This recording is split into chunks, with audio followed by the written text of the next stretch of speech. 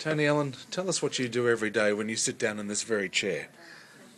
I sub-edit, among other things, stories for National Rural News, and we get stories from all over the country from our rural reporters. We've got 70 of them, and they write stories for a radio bulletin, news bulletin, but I also put those stories on the web, and I effectively have to do two versions of each story, because what you write for radio is not what you write for the web.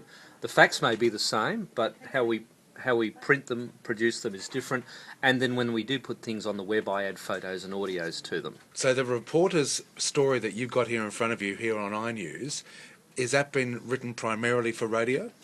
No, this one, called More Sandalwood, is actually not going on the radio. There is no way you would put this story on the radio. It has too much detail, but it's absolutely perfect for the web.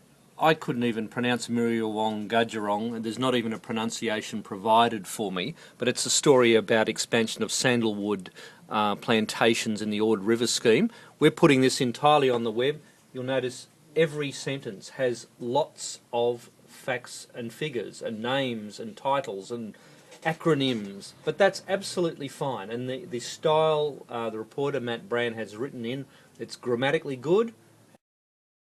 Well, there's a whole lot of things you have to look at, and I'll take you to a second story, which I must say needs a bit of surgery by the sub-editor. Which is you. Which is me. Now, this story, you could read it pretty much as is on the radio. The New South Wales Government has given the go-ahead for a $65 million upgrade to a softwood mill at Bombala in that state's far southeast. It also approved a quadrupling of the processing capacity of pines to 400,000 tonnes a year of softwood from across southern New South Wales and far eastern Victoria, and it goes on. I'm already struggling to hear that on the radio, I've got to say. Well, I would sub it back a bit, remove a bit of the detail for a radio story, but it needs much more surgery for the web, and I'll show you what I would do. Okay. Here we go. New South Wales, well, we just put NSW for that.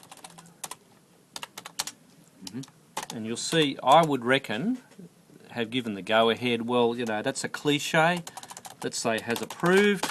A $65 million, we put a dollar sign in there. Get rid of the word dollar. Now we have some quotes. Yeah. And of that's course, in the red? The quotes are in the red, but they're not going to appear in the red on the net. What do they have to do? We've got to put some quotation marks on them, like this.